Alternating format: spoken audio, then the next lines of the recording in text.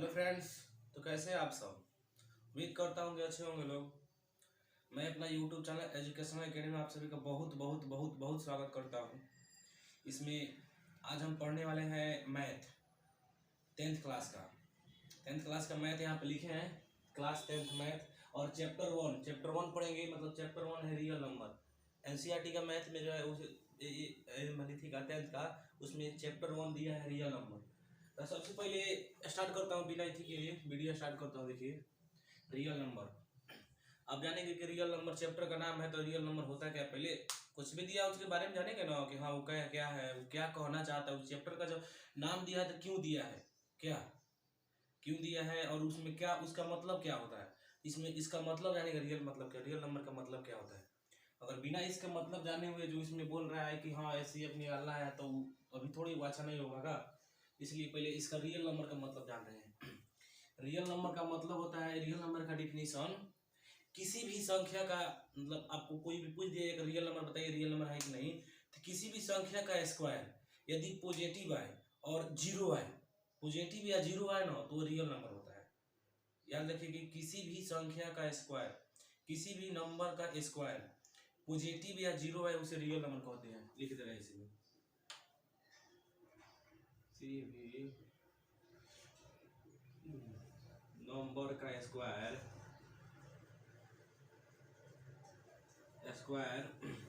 Positive या zero आए तो उसे रियल नंबर कहते हैं।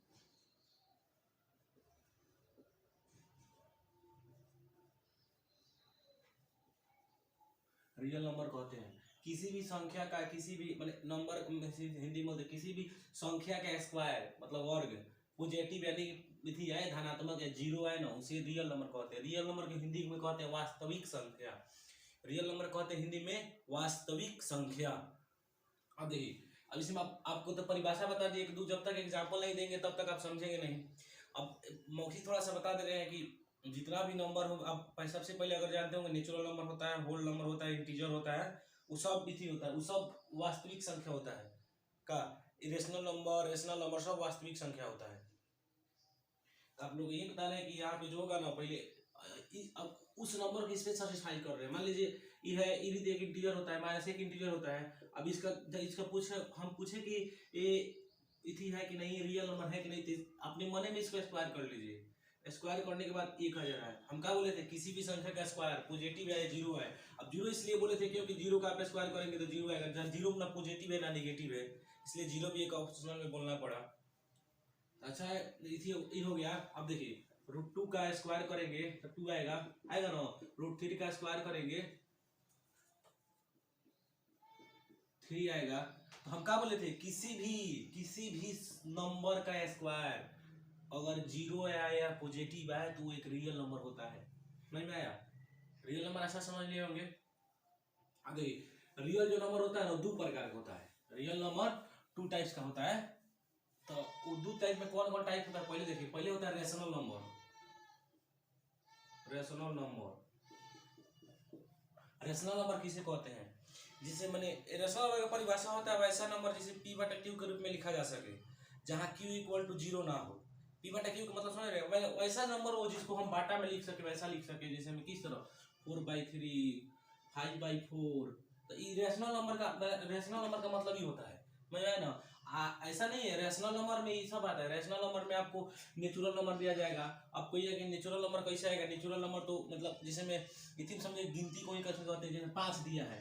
अभी रेशनल नंबर है, भले रियल नेचुरल नंबर है। अब इसको हम बोल रहे हैं कि natural number, all natural number rational number होता है, ऑल इंटीजर रेशनल नंबर होता है, all whole number rational number होता है। तो 5 के बाद एक नहीं लिख सकते, ये भी तो p बटा क्यू के रूप में हो गया। हाँ, बशर्ते हमको क्यू, हाँ इसके नीचे ही जीरो नहीं चाहिए। अगर ये जीरो होगा तो इनफाइनाइट हो जाएगा। अगर ये जीरो हो जाएगा तो इनफाइनाइट हो जाएगा। वैसा नंबर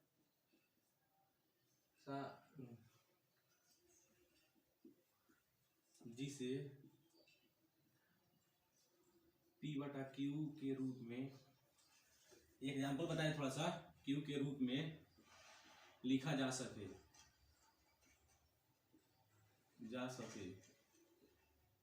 उसे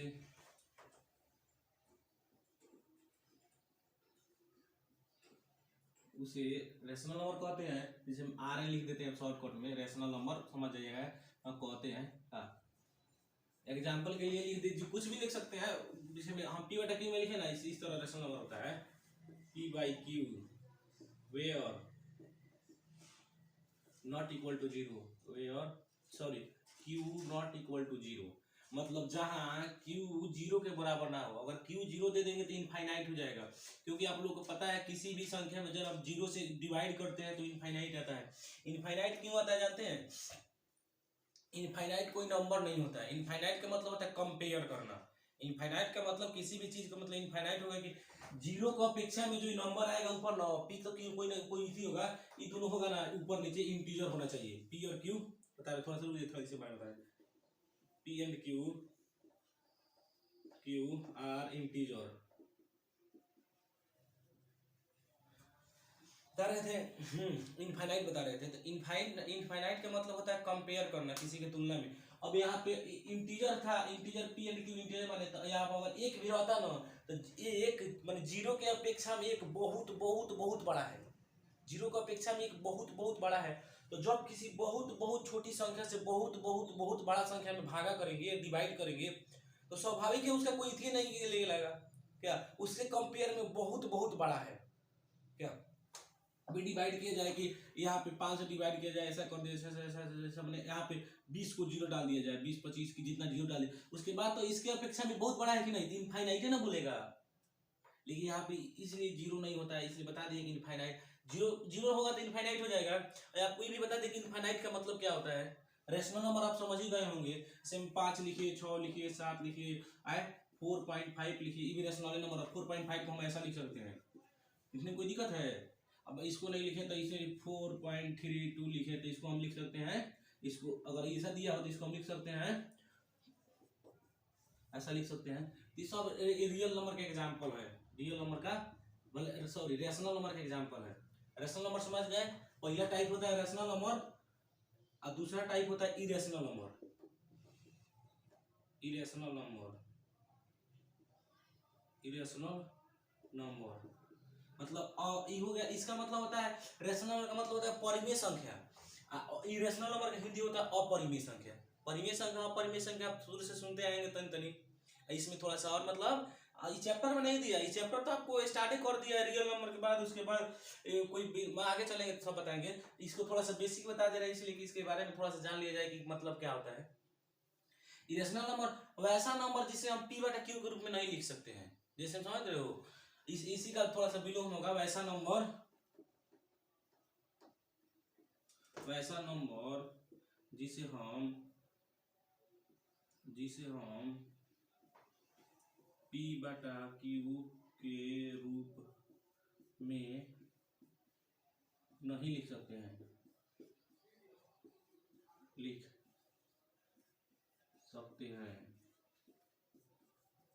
नहीं लिख सकते हैं, उसे इरेशनल नंबर कहेंगे। अब अच्छा नहीं लिख सकते हैं, यहीं पर लिख देते हैं।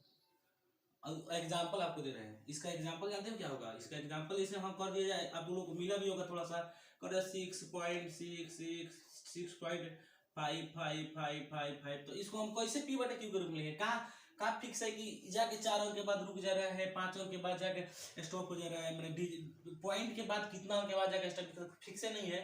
तब ऐसे में होता है जैसे हम आप 10 में 3 से डिवाइड करेंगे ना, 10 में 3 डिवाइड करेंगे तो आता ही नहीं, क्या आएगा पता ही नहीं है। देखिए इसका आएगा 3.3333 डॉट डॉट डॉट आगे आएगा क्या। इसलिए ये सब हो गया ना, एक अपरिमेय संख्या हुआ, इरेशनल नंबर हुआ। अपरिमेय संख्या इसको हम पी बटा क्यू के रूप में लिख सकते हैं? नहीं लिख सकते हैं। क्यों? अब मान लीजिए इसको हम बदल में करें तो 1 0 पे यहाँ पहले यहाँ डालेंगे तो ये 10, तो क्या पता है कि कितना अंक के बाद, कितना डिजिट के बाद जाके स्टॉप हो गया। स्टॉप ही नहीं हुआ है तो पता ही नहीं चल रहा है। ये होगा इरेशनल नंबर। दूसरा देखिए एग्जाम्पल और अभी और बता रहे हैं, इसमें आप और भी पढ़े होंगे कि ऐसा देता होगा 7.6 पर बार रेकड़ी, इसको ऊपर बार बोला जाता है, ऐसा कर देगा ना, ऐसा ऐसा तो इसको बार बोला जाता है। इसका मतलब हो गया बार का मतलब हो गया, बार का मतलब हो गया जानते हो, बार का मतलब है 6.7.6666666 ऐसा होगा। Dot dot dot dot dot आगे चलता जाएगा। बार का मतलब होता है ई रिपीटेड संख्या है ये जो 6 है ये रिपीटेड संख्या है। तो ऐसा तो इसको हम पी बटा क्यू के रूप में लिखना संभव ही नहीं है। इसी सबको इरेशनल नंबर कहते हैं। रेशनल नंबर समझ गए, इरेशनल नंबर समझ गए। जितना भी रेशनल नंबर में आपको बताए थे नेचुरल नंबर आता है, इंटीजर आता है, होल नंबर आता है, वो सब रेशनल नंबर में होता है। क्या ये जो होता है इरेशनल नंबर को बता दिए। अब आपको बता रहे हैं तो रियल नंबर तो समझ गए, रियल नंबर भी समझा दिए थे। किसी का भी अब कोई पूछे तो हाँ ये नंबर स्क्वायर है कि मतलब ये नंबर रियल नंबर है कि नहीं, तब ध्यान दे अपने मन में उसका स्क्वायर कीजिए। कोई भी नंबर उसका स्क्वायर कीजिएगा तो देखिए पॉजिटिव आ रहा है तो रियल नंबर होगा, अगर जीरो आ रहा है तो रियल नंबर होगा। निगेटिव आएगा तो रियल नंबर नहीं होगा, निगेटिव आएगा तो रियल नंबर नहीं होगा। आपके मन में एगो सवाल होगा कि नहीं कौन ऐसा नंबर होगा जो निगेटिव है, उसको भी थोड़ा सा मतलब है नहीं, हमारे सिलेबस में नहीं है, वो 11th से शुरू होता है, कॉम्प्लेक्स नंबर से शुरू होता है, थोड़ा सा मतलब रिकाउंट करा देते हैं उसको भी। तो ये सब शायद इसी कर लो, लिख लो, उसको भी बता रहे हैं। वो होता है जानते हो कैसा होगा, वो होगा मतलब नहीं होता, किसी रूट होगा ना, रूट का तो स्क्वायर करेंगे तो कट जाएगा, क्यूबिक रूट होगा उसे क्यू करेंगे तो कट जाएगा। ये जो होता है ना कि इसमें ऐसा देखिए ऐसा ऐसा नंबर आपको मिला नहीं होगा देखने के लिए, एग्जांपल दे रहे हैं खाली। इसमें होगा √-2 जा √-3। अब आप लोग ये नंबर देखने को भी मिला ही नहीं है। अब आप लोगों को कोई बता देते हैं, मतलब इसी के लिए बता दिया जाता है कि नहीं ये सब हमारे सिलेबस में नहीं है। इसी है जो माइनस रूट जो होता है रूट माइनस में नहीं, तो रूट माइनस में होता है।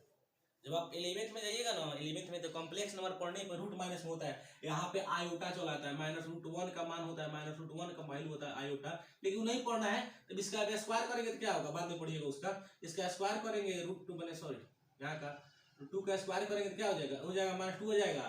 तो ये होता है ना, इसको इमेजिनरी नंबर बोला जाता है। रियल नंबर बता दिए थे, रियल नंबर किसी का भी स्क्वायर करने को अगर वो पॉजिटिव है या जीरो है तो रियल नंबर बोलते हैं। अगर किसी का भी स्क्वायर करे और पॉजिटिव ना या निगेटिव आ जाए, पॉजिटिव हो जाए तो होगा आपको इमेजिनरी नंबर।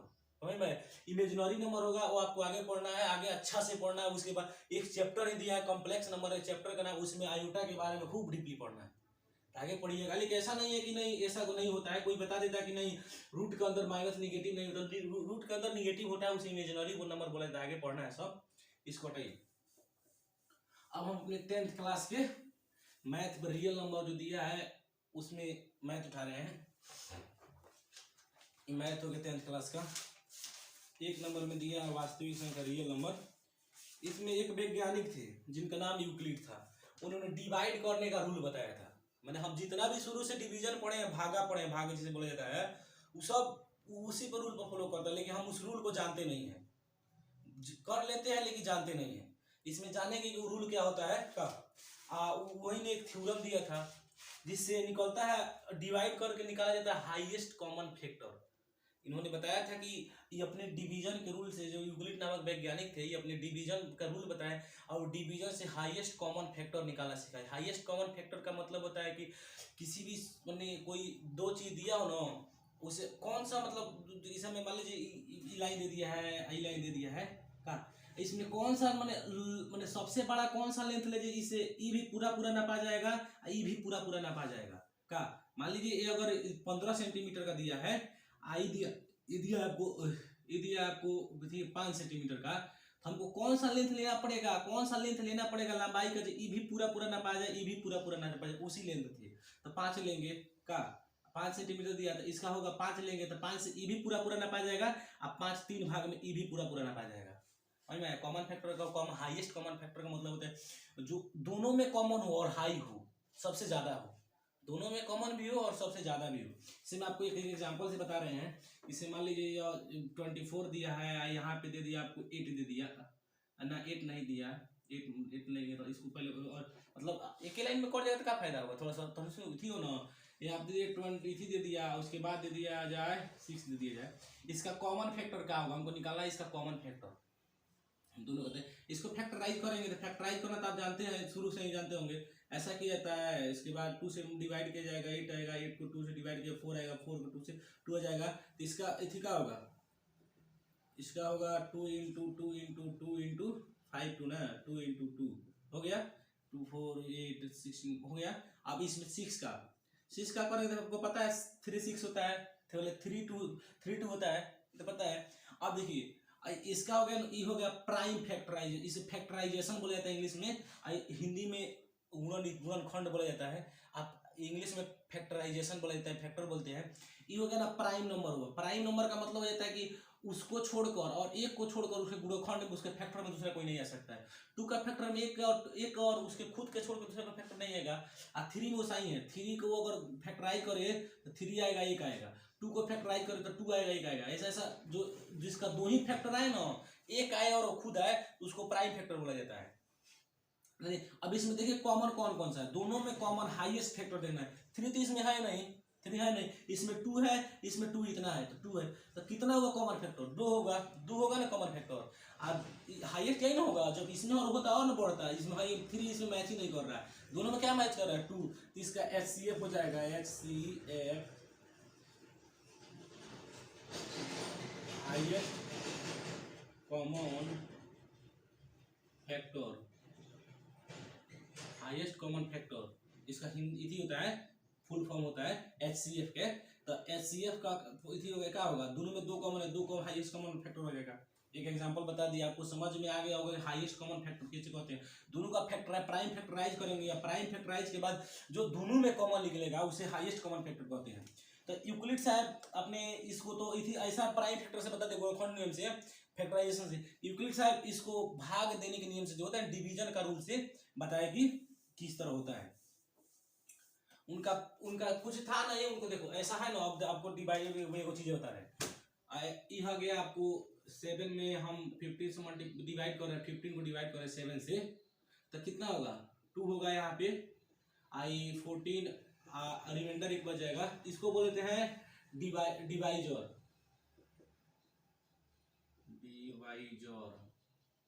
इसको बोलते हैं हम, इसको बोलते हैं इसको बोलते हैं हम डिविडेंड, इसको बोलते हैं क्विसेंट, इसको बोलते हैं हम रिमाइंडर। अब इसको क्या बोलते हैं, डिवाइजर बोलते हैं, परिस्थिति हो गया डिवाइजर, इसको डिविडेंड, इसको क्विसेंट, इसको रिमाइंडर। इसका हिंदी होता है भाजक होता है, इसका हिंदी होता है भाज्य होता है, इसका भागफल होता है, इसका शेष होता है। आप लोग हिंदी भली बात ही पता होगा, इंग्लिश भी पता होगा, ऐसा बात नहीं बोल रहे हैं। तो ये आपको पता होना चाहिए। इसका यूक्लिड जो थी, यूक्लिड थ्योरम मैंने है कि यूक्लिड डिवीजन थ्योरम है, यहाँ पे लिखा हुआ है Euclid division theorem, Euclid division theorem. इसको थोड़ा सा इधर कर दे रहे हैं, काहे कि नहीं इसमें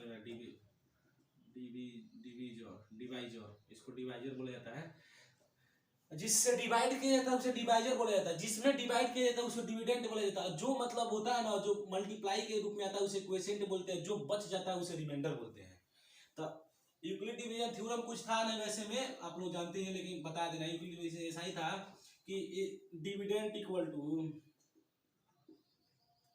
इसमें यूक्लिड डिवीजन थ्योरम के पहले ही कुछ भी दिया है, रुको थोड़ा सा शुरू कहाँ से कर रहा है, शुरू में का इसमें अब हिंदी बताया था, इसका भाजक होता है, इसका भाज्य होता है, इसका भागफल होता है, इसे रिमाइंडर बोला जाता है, इसे DI होता है, सॉरी इसमें भी DI होता है। डिविडेंड इक्वल टू क्या होता है, डिविडेंड इक्वल टू होता है divisor multiply quotient plus remainder. यही यूक्लिड साहब का विधि था, वैज्ञानिक थे यूक्लिड, नाम मैंने अच्छा वैज्ञानिक थे, मैथमेटिशियन थे, उनका थ्योरी यही था, यूक्लिड डिवीजन थ्योरम यही था कि डिविडेंड हमको पता करना है तो डिवाइजर में क्वेश्चन से मल्टीप्लाई करके रिमाइंडर को जोड़ेंगे, डिविडेंड पता चल जाएगा। अब इस नियम से इन्होंने इथी निकाला था, HCF निकाला था, हाईएस्ट कॉमन फैक्टर निकाला था। तो हम देखेंगे इसके बाद, अभी तो थ्योरम जानेगा, इस थ्योरम का मतलब क्या होता है, यही होता है डिविडेंड इक्वल टू। तो अब इसमें इन्होंने बता दिया इसको, मैंने प्रसिद्ध मतलब नहीं होता, इसको कुछ भी हम संकेत कर सकते, डिनोट कर सकते, वो बताया था इसको ए से डिनोट किए, इक्वल टू डिवाइजर को बी से डिनोट कर दिए, और क्यू से प्लस रिमाइंडर के आर के थे। उनका यही थ्योरम था कि A equal to B Q plus R, नहीं आया, जहां वेयर आर का जो वैल्यू होता है ना, रिमाइंडर का वैल्यू होता है, रिमाइंडर का 0 से बड़ा होता है या 0 के बराबर होता है। आर का जो वैल्यू होगा 0 से बड़ा होगा और 0 से बराबर होगा, रिमाइंडर लिख रहे हैं और जो होगा ना डिवाइजर से छोटा होगा, हमेशा डिवाइजर से छोटा होगा। अगर डिवाइजर से आपका बड़ा आ रहा है तो बुझ जाइए कि आपका डिवीजन है वो गलती है। डिवाइजर से बड़ा कभी रिमाइंडर आ ही नहीं सकता है। प्रूफ के लिए अगर मान लीजिए अगर डिवाइडर से बड़ा यहाँ पे इथी था, यहाँ पे 7 था, यहाँ पे कोई 7 आ रहा है, 8 आ रहा है क्या, जैसे में इसको हम 7 लिख दे रहे हैं, 8 लिख दे रहे हैं, तो 7 से 7 कट गया, यहाँ पे 8 आ रहा है, हम 8 को रिमाइंडर नहीं बोलेंगे, 8 को और पहले इथी करेंगे, एक बार में और आएगा, 8 7 है, एक बार में और आएगा, तो एक को ही रिमाइंडर बोलेंगे, 8 को रिमाइंडर नहीं बोल सकते हैं। रिमाइंडर का मतलब समझ गए, रिमाइंडर की वैल्यू क्या होता है। इसी मैंने थ्योरम तो समझ ही गए, थ्योरम का मतलब यही होता है कि अगर इसी मैंने डिविडेंड निकाला तो डिवाइजर में क्वेश्चन से मल्टीप्लाई कर रिमाइंडर जोड़ दिया जाए। इसी मैंने यही थ्योरम से, इतना ही थ्योरम से उन्होंने एचसीएफ निकालना सिखाया। अब हम एचसीएफ निकालना सीखेंगे कि मैंने इस थ्योरम के अनुसार एचसीएफ किस तरह निकलता है। एचसीएफ हाईएस्ट कॉमन फैक्टर, मतलब बताया है कि जो दोनों में कॉमन हो और उसका वैल्यू ज्यादा हो, जो दोनों में सबसे बड़ा कॉमन होता है उसी को बोलते हैं। अब यूक्लिड विभाजन थ्योरम से हम इसको निकालेंगे। जैसे में हो गया कि हम यहाँ पे ले रहे हैं कि हाँ 44 ले रहे हैं, दूसरा एग्जाम्पल हो रहा है कि 8 ले रहे हैं, 8 44। तो इसमें हमको क्या करना है, यूज मतलब यूक्लिड विभाजन थ्योरम लिख दे रहे हैं पहले, यूक्लिड विभाजन थ्योरम। अच्छा लिखने का जरूरत उसी का थ्योरम से हम करेंगे, वहां पे लिख देंगे यूक्लिड विभाजन थ्योरम। अगर ऐसा भी लिख दे रहे हैं ना, A equal to B Q plus R, इसका मतलब यूक्लिड विभाजन थ्योरम ही होता है, क्योंकि उसको यही दिया था थ्योरम, तो क्या होगा। तो यहाँ से हम 54 लिए हैं, 8 लिए हैं, तो इसमें हमको देखिए डिवाइड करना है ना, डिवीजन रूल से हमको एचसीएफ निकालना है। हमको इसके पहले निकाले थे फैक्टराइजेशन से निकाले थे, अब डिवीजन रूल से निकालना है। तो डिवीजन रूल का लिए क्या करेंगे, जो इसमें छोटा होगा ना, छोटा से बड़ा में डिवाइड करेंगे, छोटा से बड़ा में डिवाइड करेंगे, छोटा से बड़ा में डिवाइड कितने मर्ट में होगा, 6 मर्ट में होगा, कितना हो जाएगा, वो 6 होगा, अब कट जाएगा, मतलब डिवाइड करेंगे ही ना करेंगे। मतलब अब हम डिवाइड करने के बताएं कि जो छोटा होगा ना, छोटा से बड़ा में कोई भी 2 गजी है तो जो छोटा बड़ा तो समझ में जाएगा, तो छोटा से बड़ा में डिवाइड कीजिएगा, और डिवाइड कीजिएगा यहाँ 48 डिवाइड कीजिएगा, और उसके बाद यहाँ पे लिख दीजिएगा, यहाँ पे स्टेप 1 लिख के लिखिएगा, स्टेप 1 में क्या दिया है, स्टेप 1 में क्या हो रहा है, स्टेप 1 में हमको देखा जा रहा है कि ए इक्वल टू क्या है, ए इक्वल टू है 54 equal to 8 multiply by 6 plus 6 आ रहा है, 6 प्लस 6 आ रहा है। अब देखिए, अब दूसरा बार हम जानने का करें, दूसरा बार हम इसी को निकालेंगे, रिमाइंडर उठाएंगे, नहीं रिमाइंडर बोला जाएगा, मैंने शेषफल आई बोलेगा, वही बोला जाएगा, इसको बोला जाएगा डिवाइजर बोला जाएगा। दूसरा बार हमको क्या करना है कि डिवाइजर में रिमाइंडर से भागा करना है, दूसरा स्टेप में। अब स्टेप में क्यों भागा करेंगे, हमको एचसीएफ निकालना है। जब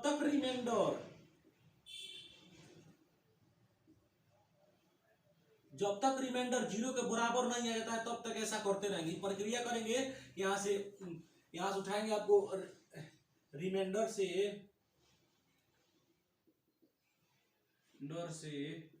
डिवाइजर में डिवाइड करेंगे।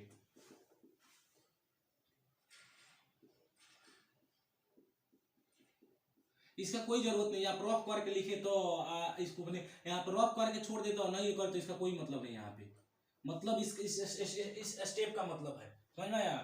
तो करेंगे तब तक करेंगे जब तक, अब थोड़ा सा लिख दे रहे हैं, इसके मैंने पहला क्वेश्चन है तो थोड़ा सा लिख दे रहे हैं, आप लोग भी लिख लीजिएगा।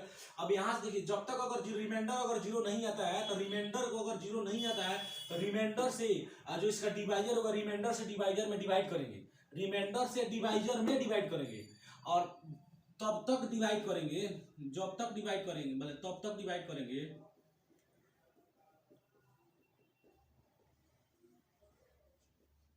तब तक डिवाइड करेंगे जब तक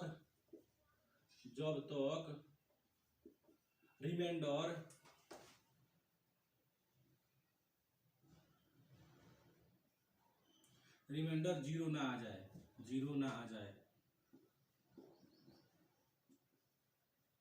मतलब समझ रहे हैं? ऐसा ही प्रोसेस से अगले करेंगे। मैंने अभी हम बता दिए हैं,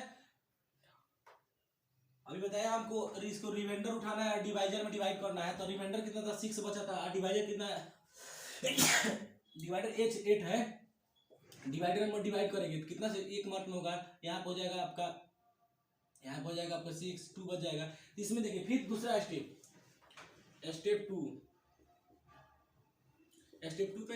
2 में क्या हो रहा है कि उसमें कौन सी स्टेप 2 यहाँ इक्वल नहीं देंगे, यहाँ पे ऐसा कर दिया जाता है। स्टेप 2 में ये क्या है?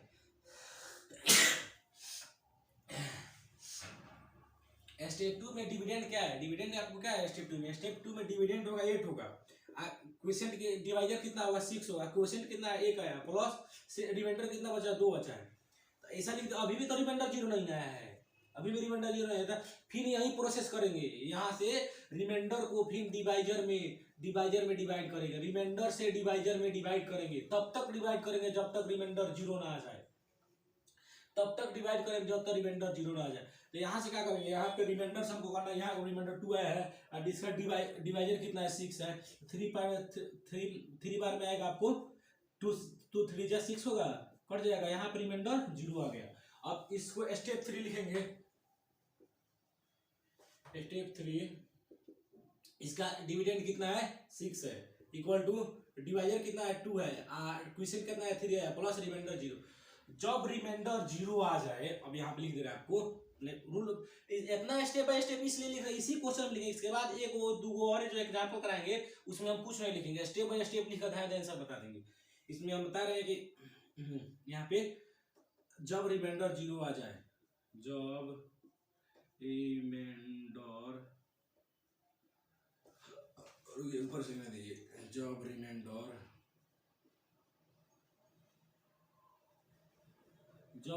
0 आ जाए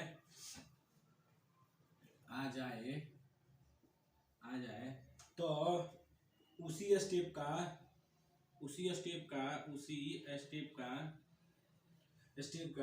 डिवाइजर को एचसीएफ कहते हैं।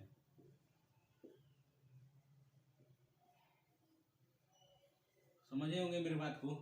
मतलब देखिए शुरू से क्या हुआ है। अब पहले किसी ने बताया था यूक्लिड डिवीजन थ्योरम था, यूक्लिड डिवीजन थ्योरम, यूक्लिड साहब वैज्ञानिक थे, वो थ्योरम दिए थे a = bq + r होता है, जहाँ a b माने इसी होता है। a का मतलब हो गया, आपको बताए थे डिविडेंड हो गया, b मतलब होता है डिवाइजर होता है, q मतलब क्वोशिएंट हो गया, r मतलब रिमाइंडर हो गया। r का वैल्यू वही आएगा, r का वैल्यू 0 है, 0 से बड़ा 0 आएगा या 0 से बड़ा आएगा, बट डिवाइजर से छोटा ही आएगा। उसके बाद क्या किया? स्टेप दिया था हमको, इतना निकालना है। कितना निकालना था हमको? सॉरी, तुम्हारा क्वेश्चन मत खा दीजिए, लंबी थी। 54 और 8 का निकालना था, मैंने 54 और 8 का निकालना था। इसका एचसीएफ निकालना था। हम इसको लिख देंगे कि एचसीएफ 54 8 इक्वल टू कितना होगा? 2 आया है लास्ट, मैंने यही आया है, यही होगा। क्या बोले हैं यहाँ पे? रिमाइंडर को जब तक अगर डिवाइड करेंगे डिवाइजर में, डिविडेंड में डिवाइजर से डिवाइड करेंगे, जब तक रिमाइंडर 0 नहीं आएगा, तब तक रिमाइंडर उठाएंगे और डिवाइजर से डिवाइड करेंगे। इसमें यही नहीं किया है। इसमें अगर यहाँ पे 0 नहीं आया तो इसका रिमाइंडर 6 है और डिवाइजर 8 है, तो रिमाइंडर से डिवाइजर में डिवाइड करेंगे। तब तक ऐसा प्रोसेस करते रहेंगे जब तक रिमाइंडर 0 ना आ जाए। और जब रिमाइंडर 0 आ जाए तो जिस स्टेप में, सॉरी यहाँ पे लिख दे रहे हैं, लेकिन भी अच्छा है, जिस स्टेप में रिमाइंडर 0 आ जाए, तो उसी स्टेप का डिवाइजर जो होता है वो एचसीएफ होता है। उसी स्टेप का जो डिवाइजर होता है वो एचसीएफ होता है। समझ में आया? हम इतना बड़ा है, इतना का हो गया यूक्लिड विभाजन थ्योरम से, हो गया यूक्लिड विभाजन थ्योरम से। अब थोड़ा सा रफली यहाँ पे बता रहे हैं फैक्टराइजेशन मेथड से, इसका बता रहे हैं फैक्टराइजेशन।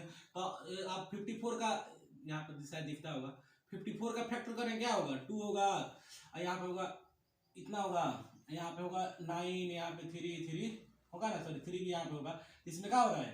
इसमें हो रहा है इसका फैक्टर मैंने 54 का रहा है कि 2 इंटू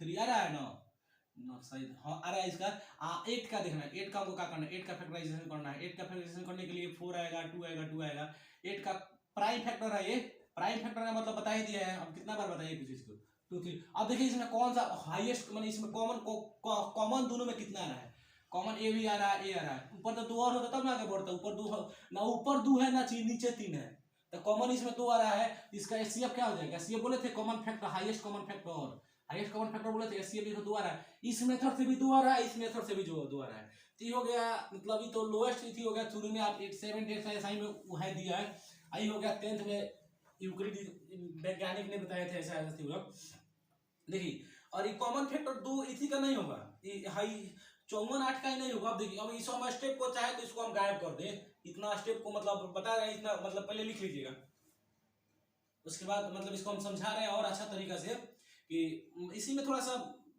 कोई भी चीज को ऐसा ही थोड़ा होता है कोई भी चीज होता है तो डीपली जाना जाता है का डीपली जाना जाता है कि वो होता क्या है डीपली जाना जाता है कि उसमें क्या क्या हो सकता है कैसे होता है का अब एक चीज हो जान गए उसी से थोड़ी मतलब है उसके और बारे में तो जाने कि वो कैसा होता है क्यों होता है का अब देखिए हम इस स्टेप को चाहे तो गायब कर दे इस स्टेप को हम गायब कर दे रहे हैं इस स्टेप को गायब कर दे रहे हैं गायब कर देना इस स्टेप को अब इस स्टेप को देख रहे हैं स्टेप 2 को देख रहे हैं स्टेप 2 में डिविडेंड कितना है डिविडेंड 8 है 6 है 8 है डिवाइडेड 6 है तो हम ऐसा भी तो लिख सकते हैं कि HCF 8 6 का क्या होगा 8 6 का HCF क्या होगा 8 6 का HCF 8 6 का भी HCF 2 ही होगा क्या का अगर इतना हम डीसी को इतना तोप लीजिए तो क्या समझ में आ रहा है कि अगर 8 6 है यहाँ पे इसको डिवाइडेड माने 3 मतलब 6 8 माने है इसका डिवाइडेड 6 है तो इसको 2 स्टेप में आया है 0 आ गया है और HCF 2 आया है इस स्टेप को तोप रहे हैं तो इसका भी HCF 2 ही आ रहा है अब देखिए इस स्टेप को देखा है 3 2 इसमें है कि इसका डिविडेंड 6 है इसका डिवाइडेड 2 है अब HCF देखिए HCF का हाईएस्ट कॉमन फैक्टर 6 2 का भी 2 ही आएगा मतलब ये जो हाईएस्ट कॉमन फैक्टर 2 आ रहा है ना इसी का नहीं आ रहा है हाई मैंने 54 8 दिया है उसी का हाईएस्ट कॉमन फैक्टर नहीं आ रहा है इसका भी हाईएस्ट कॉमन फैक्टर यही है इसका भी हाईएस्ट कॉमन फैक्टर यही है इसका भी तीनों का हाईएस्ट कॉमन फैक्टर 2 ही आ रहा है समझ में आया समझ में आया ना कि जो हाईएस्ट कॉमन फैक्टर तीनों का आ रहा है एक ही का नहीं आ रहा एक का निकाला तीनों का निकल गया अगर इसका हमें पूछे 8 6 है तो हाईएस्ट कॉमन फैक्टर 2 ही होगा 2 6 का पूछे तो 2 ही होगा 54 54 और 8 का पूछे तो 2 ही आएगा कॉमन फैक्टर अच्छा इतना बोले हैं हमको मैंने आशा है कि आप अच्छे से समझेंगे इस बात को क्या अब एक और एग्जांपल देख ले रहे हैं एक और एग्जांपल देख लेंगे उसके बाद एनसीईआरटी में 2 3 और क्वेश्चन दिया है 2 3 और क्वेश्चन देखेंगे क्या उसके बाद इस स्टेप को मैंने देखा जाएगा इंट्रोडक्शन वीडियो इंट्रोडक्शन है अभी चौथा एक और हम बता देना एक और यहाँ पे आपको निकालना है कि ये क्वेश्चन दूसरा क्वेश्चन एग्जांपल दिया है आपको दिखाना है कि कैसे में 125 आ गया 45 125 45 को हमको फाइंड HCF फाइंड का मतलब ज्ञात करें HCF ज्ञात करें इन यूज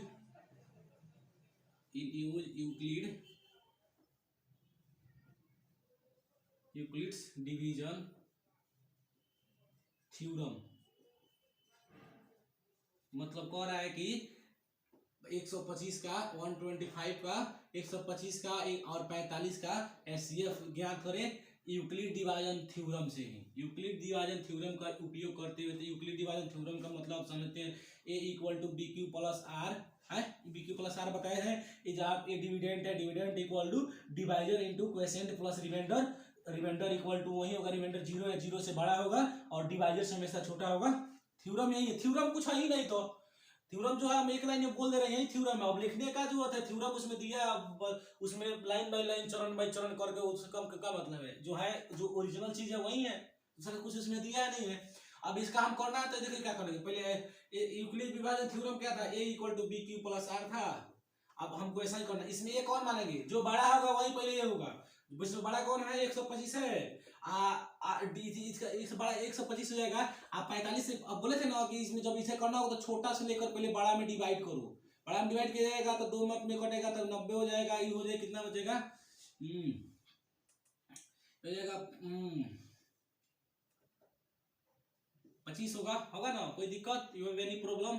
25 नहीं होगा यार, 35 होगा, सॉरी गलती हमसे ही हुआ, 35 होगा। इसमें क्या है, अब देखिए स्टेप 1 स्टेप वन में क्या करेंगे, स्टेप 1 में हम देख रहे हैं स्टेप 1 में कि ए यहाँ बी है, बी क्या है, बी है 45 है, क्यू कितना आया है 2 आया है, प्लस रिमाइंडर कितना आया है 35, यानी कि 35 आया है रिमाइंडर। अब यहाँ पर रिमाइंडर 0 नहीं है, रिमाइंडर को देखेंगे, स्टेप अगर कंप्लीट हो जाएगा जो कोई भी स्टेप कंप्लीट हो रिमाइंडर देखेंगे, रिमाइंडर यदि 0 नहीं आता है तो उसको फिर से डिवाइड करेंगे, रिमाइंडर को उठाएंगे, रिमाइंडर से डिवाइजर में डिवाइड करेंगे, वह तब तक प्रोसेस चलाएंगे जब तक रिमाइंडर 0 ना आ जाए। और जब रिमाइंडर 0 आ जाए तो उस रिमाइंडर, जिस स्टेप में रिमाइंडर 0 आ रहा है उस स्टेप के डिवाइजर को ही एचसीएफ बोला जाएगा। बोले समझ में ना, जिस स्टेप में रिमाइंडर 0 आ जाए तो उस स्टेप के डिवाइजर को ही एचसीएफ बोलेंगे, हाईएस्ट कॉमन फैक्टर बोलेंगे। इसमें तो 0 नहीं आया है तो क्या बोले, जब 0 नहीं आएगा, तब क्या करेंगे कि है ना, जब 0 नहीं आएगा तो डिवाइजर रिमाइंडर होगा, रिमाइंडर में डिवाइजर से डिवाइड करेंगे। मिलते हैं अगले वीडियो में, थोड़ा सा टेक्निकल प्रॉब्लम होने के कारण यहीं से अगले वीडियो स्टार्ट करेंगे। Thank you.